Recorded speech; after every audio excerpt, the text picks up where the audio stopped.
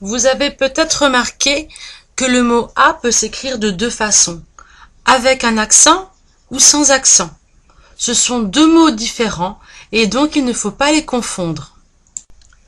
Le « a » sans accent est la forme au présent du verbe « avoir » avec la troisième personne du singulier.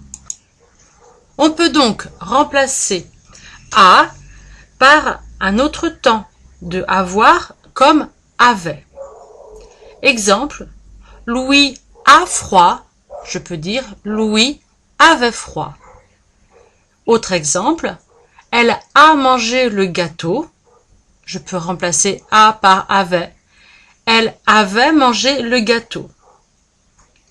Donc, quand je peux remplacer a par avait, je ne mets pas d'accent sur le a. Le a avec accent n'est pas une forme du verbe avoir. On ne peut donc pas le remplacer par avait.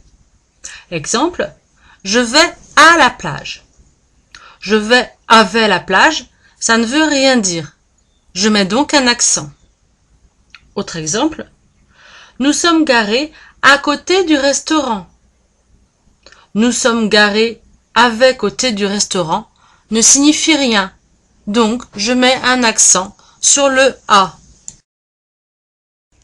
Récapitulons. Quand je peux remplacer a par avait, je ne mets pas d'accent sur le a. Quand je ne peux pas remplacer a par avait, je mets un accent sur le a.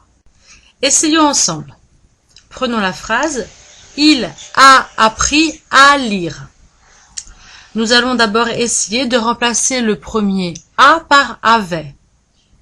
Il avait appris à lire. Je peux le dire, donc je ne mets pas d'accent.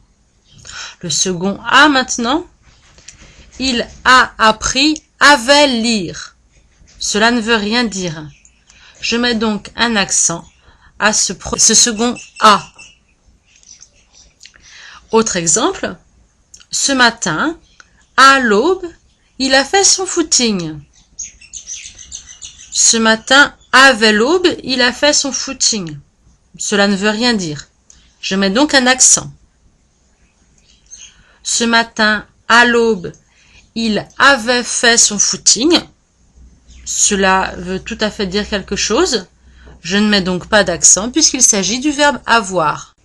Récapitulons. Quand je peux remplacer a par avait, je ne mets pas d'accent sur le a. Quand je ne peux pas remplacer a par avait, je mets un accent sur le a.